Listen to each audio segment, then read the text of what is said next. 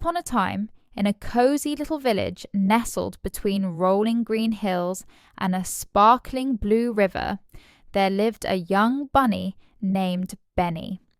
Benny was just 7 years old, with soft white fur that felt like the fluffiest cloud, big floppy ears that twitched at every sound, and eyes that sparkled like morning dew on fresh leaves. Yet he lived with his loving family in a warm burrow, dug deep under a grand old oak tree, where acorns fell like gentle rain in autumn. Benny's family included his wise mother, who baked the sweetest carrot pies, his strong father, who told the best bedtime stories, and his little sister Bella, who was always giggling and hopping around. Benny loved nothing more than playing outside. He would hop through the lush meadows, picking colourful wildflowers to make crowns, chasing butterflies with wings like painted rainbows, and splashing his paws in the cool river water. But every time Benny wanted to venture out, his parents would sit him down and say, "Benny dear, the world outside our village is full of wonders. Tall trees whispering secrets, birds singing cheerful songs, and hidden treasures waiting to be found. But there are also some folks with bad hearts, tricky people who might try to harm you or take what isn't theirs. Remember, you don't need to fight them with claws or teeth. Use your kindness to show good intent and your clever mind to outsmart them. That's how you stay safe and turn bad situations into good ones." Benny always nodded, his ears perking up. He promised to be careful, but his adventurous spirit called him to explore. One bright sunny morning, with the sky as blue as a robin's egg, Benny decided to go on his biggest adventure yet. He wanted to visit the old apple orchard on the other side of the river, where the trees bore the juiciest red apples, perfect for his family's weekend picnic. "I'll bring back enough for everyone," he exclaimed, slinging a small woven basket over his back. His mother kissed his forehead and reminded him, "Stick to the path, be kind, and think smart." With a wave, Benny hopped out the door, his heart full of excitement. The path to the orchard wound through the enchanted forest, where sunlight filtered through the leaves like golden threads, and the air smelled of pine and fresh earth. Benny hopped along happily, humming a little tune he made up. "Hop, hop, through the woods so green, I'll find apples shiny and clean. With a kind heart and a clever plan, I'll be safe from any bad man." The birds chirped along as if cheering him on, and squirrels scampered up trees, watching curiously. Suddenly, as Benny rounded a bend near a cluster of berry bushes, he heard a rustling sound. Out stepped a sly fox named Felix. Felix had sleek reddish-brown fur that gleamed in the light, sharp yellow eyes that missed nothing, and a grin that looked friendly, but hid a heart full of tricks. Felix was infamous in the forest for fooling little animals, tricking them into giving away their food, leading them into thorny traps, or even luring them to his den for a sneaky feast. He rubbed his paws together, eyeing Benny's empty basket with greed. "Hello there, little bunny," Felix said, in a voice as smooth as honey. "What a fine day for a stroll. You look all alone out here. Where are you off to with that basket?" Benny's heart skipped a beat, but he remembered his parents' words. He didn't scream or run away in fear. That might make things worse. Instead, he stood tall as a little bunny could, and with a kind smile that showed his good intent, he replied, "Good morning, Mr. Fox. I'm heading to the apple orchard to pick some fruit for my family's picnic. It's just across the river, not too far." Felix's eyes gleamed with mischief. In his mind, he thought, This naive bunny looks easy to fool. I can trick him into following me, then snatch that basket once it's full, or maybe even make him my lunch." But aloud he kept his voice sweet. "The apple orchard? Oh, that's a long winding way. Why don't you come with me? I know a secret shortcut through the shady part of the woods. We'll get there in half the time, and I can help you carry that basket when it's heavy with apples." Benny paused, his floppy ears twitching as he thought. He knew from stories that shortcuts offered by strangers could lead to danger, dark places where no one could see or help. But he didn't want to be rude or accuse Felix without reason. That wouldn't be kind. Using his good heart, Benny replied politely, "Thank you so much for the offer, Mr. Fox.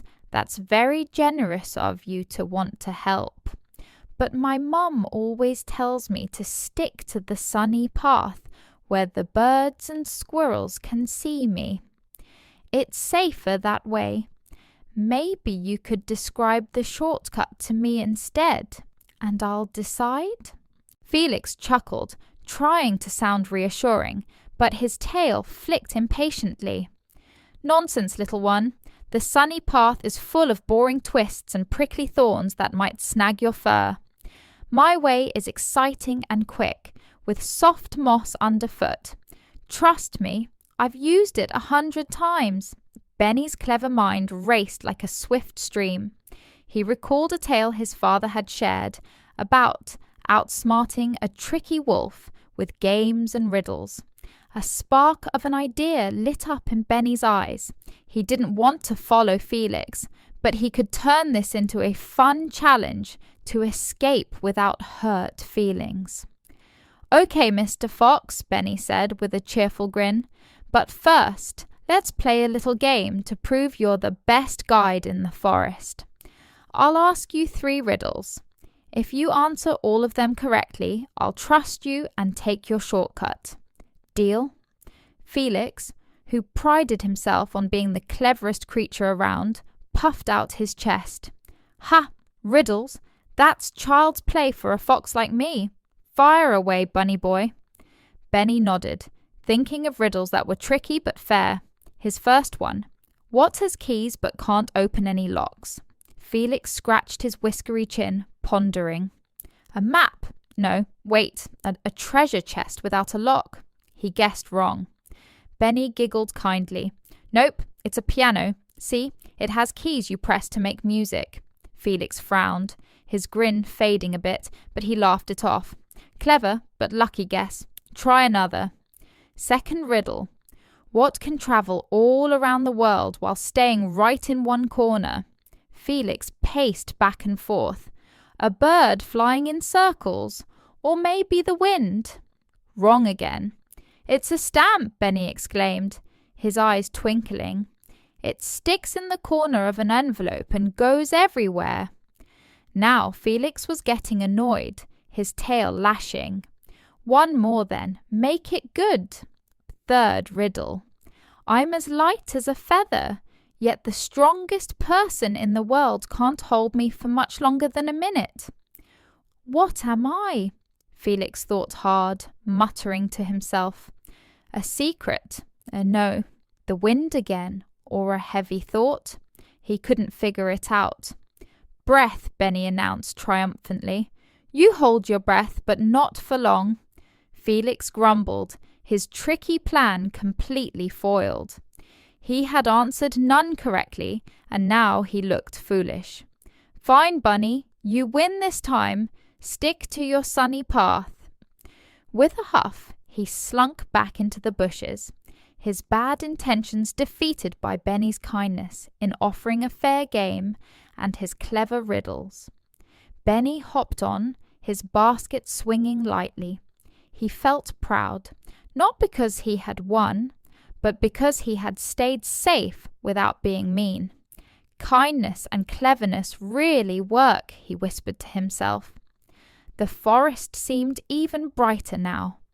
Soon the path led Benny to the rushing river, where the water sparkled like diamonds under the sun. To reach the orchard, he had to cross an old wooden bridge that creaked with every step. As he approached, he saw a big, grumpy bear named Barry blocking the way. Barry had thick, shaggy brown fur matted with leaves, a massive paw that could swat a tree, and a scowl that made even the fish swim away faster.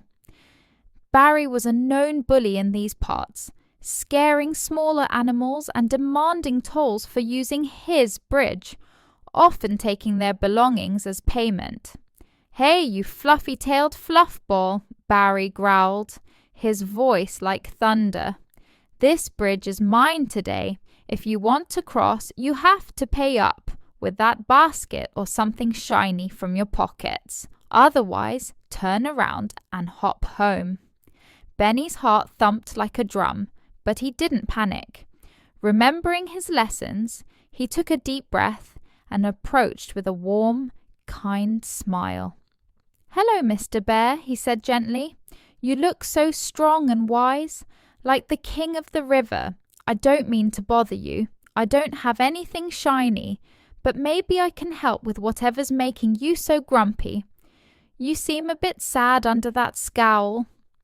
Barry blinked in surprise, his massive head tilting. No one had ever asked him about his feelings before. They usually just ran away. He scratched his ear, a bit embarrassed. "Well, if you must know, I'm starving.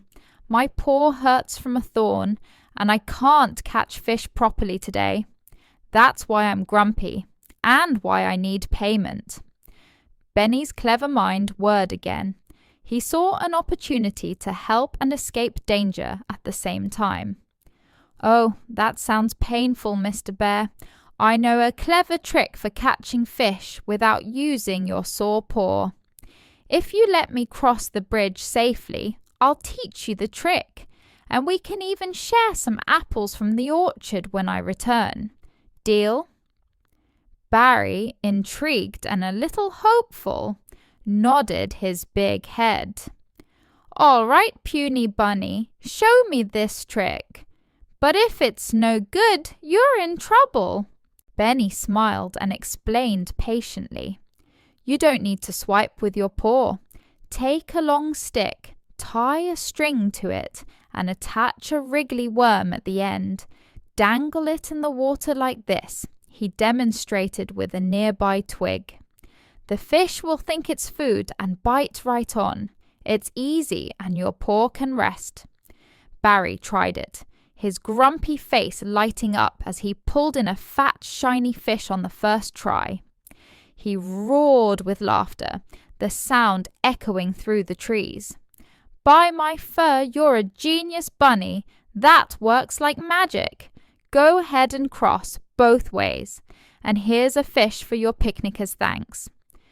Benny thanked him kindly, his good intent shining through. "You're welcome, Mr. Bear. See, helping each other makes everyone happier." He hopped across the bridge, waving goodbye. Barry waved back, his bully ways softened by Benny's kindness and smart idea. Now, instead of scaring others, Barry started teaching the trick to his friends. Finally, Benny reached the apple orchard, a paradise of trees heavy with red, green, and yellow fruits. The air smelled sweet, like candy, and bees buzzed busily from flower to flower. Benny filled his basket to the brim, picking only the ripest apples. But as he turned to head home, passing a thick berry bush, another challenge appeared. Out slithered a sneaky weasel named Wendy. Wendy had sleek grey fur that blended with shadows, darting eyes full of deceit, and a tongue quick with lies. She was known for cheating animals out of their hard-earned goods, using flattery or threats to get what she wanted.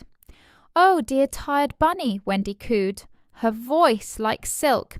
"That basket looks so heavy. Let me help you carry it home. In return, just give me half the apples. Fair is fair, right?" Benny sensed the trickery right away. Wendy's words were nice, but her eyes gleamed with greed. He stayed calm, responding with kindness. "Thank you, Ms. Weasel. That's thoughtful of you. But my family is counting on all these apples for our picnic. I promised them." Wendy persisted, her tone turning sharper. "Come on, share, or else I might tell the big bad wolf where a little bunny like you is wandering alone." Benny's clever brain kicked in. He didn't argue or run.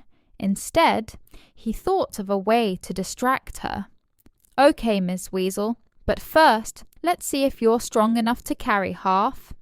There's a big rock over there by the tree. If you can lift it high, proving your strength, then you can have half the apples." Wendy, eager to show off and thinking it easy, dashed to the rock. She heaved and puffed, but the rock was far too heavy for her slim frame. While she struggled, grunting and groaning, Benny quietly hopped away, taking a side path through the tall grass where she couldn't see him. But Wendy noticed and chased after, panting. "Wait, that's not fair, you tricky bunny." Benny stopped at a safe distance and turned with a kind smile. "Ms. Weasel, tricking others isn't nice and it makes you tired. Why don't you pick your own food? Look, there's a bush full of juicy berries right here, better than apples. I'll even show you how to pick the ripest ones without thorns." Wendy paused, surprised by the genuine offer. No one had ever been kind to her after her tricks.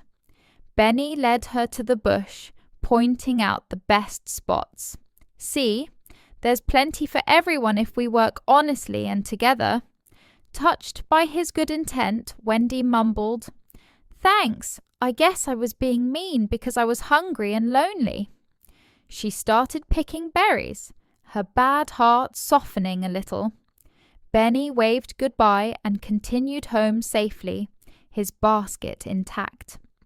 When Benny arrived back at the burrow, his family rushed out to greet him. They were overjoyed with the apples and the surprise fish from Barry.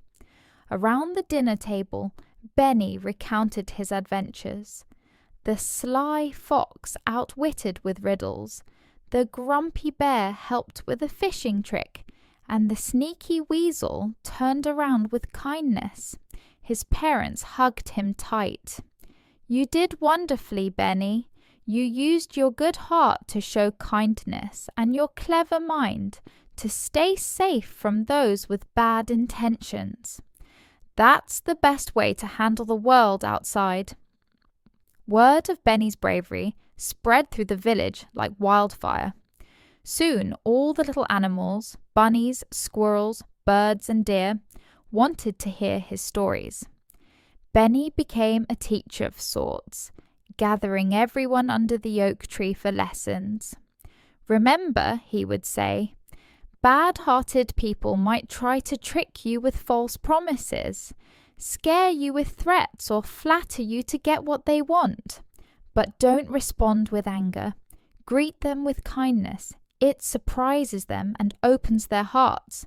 Then use your cleverness to find a smart way out, like a game, a helpful offer, or a distraction. Always tell a trusted grown-up about strangers, and never go to hidden places alone." But Benny's adventures didn't stop there. The very next day, feeling bolder, he set off to the vast meadow beyond the village to find wild carrots for his sister Bella, who adored their crunchy sweetness.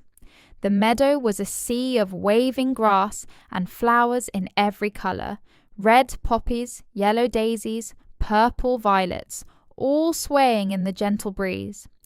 Butterflies fluttered like living jewels, and bees hummed tunes as they collected nectar. As Benny dug happily for carrots, his paws getting earthy, a cunning crow named Cora swooped down from a nearby tree. Cora had glossy black feathers that shimmered like oil, a sharp beak perfect for snatching, and a reputation for stealing shiny objects, or luring animals into traps for fun.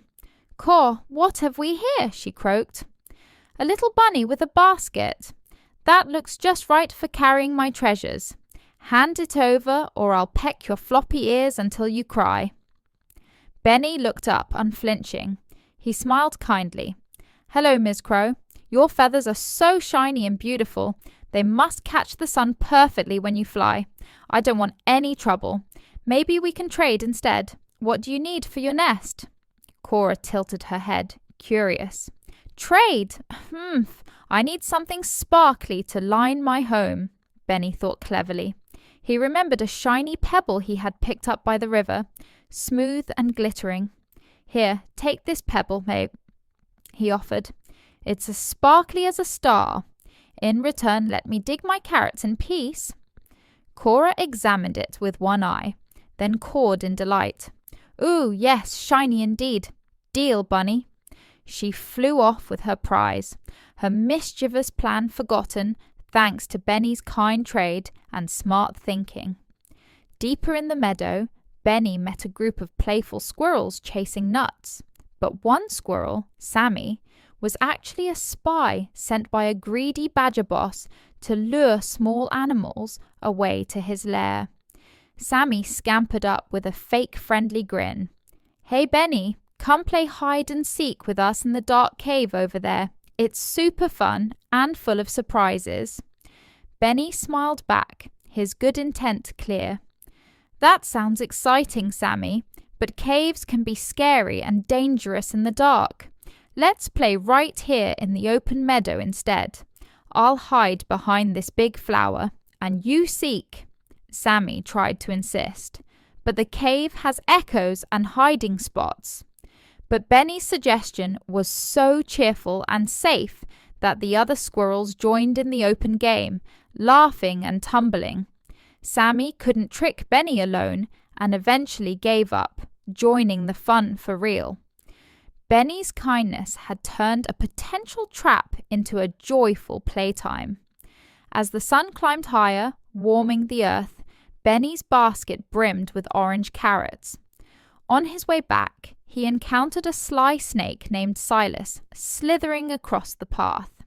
Silas had shimmering green scales and a flicking tongue that tasted the air for lies to tell. "Stop right there, little bunny," he hissed. "I'm so thirsty in this heat. Give me your basket to use as a bowl for water, or I'll wrap around your legs and squeeze tight."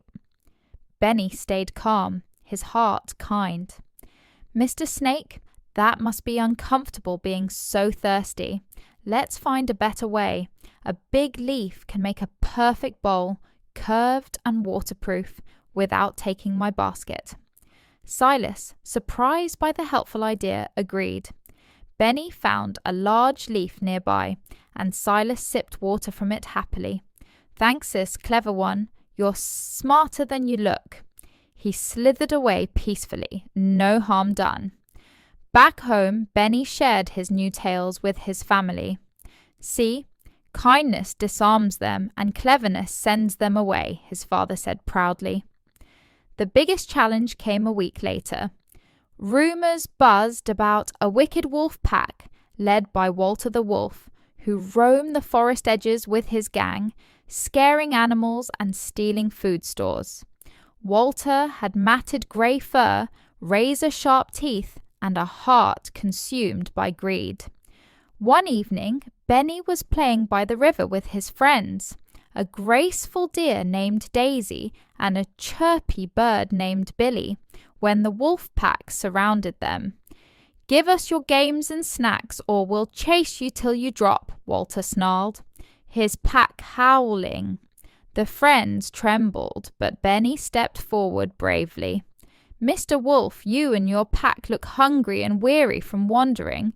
Instead of chasing, let's have a fair contest. If you win, you can have our picnic basket. If we win, you promise to leave us in peace." Walter laughed menacingly. "A contest? What kind, puny bunny?" Benny thought fast. "A storytelling contest about friendship. The best story wins."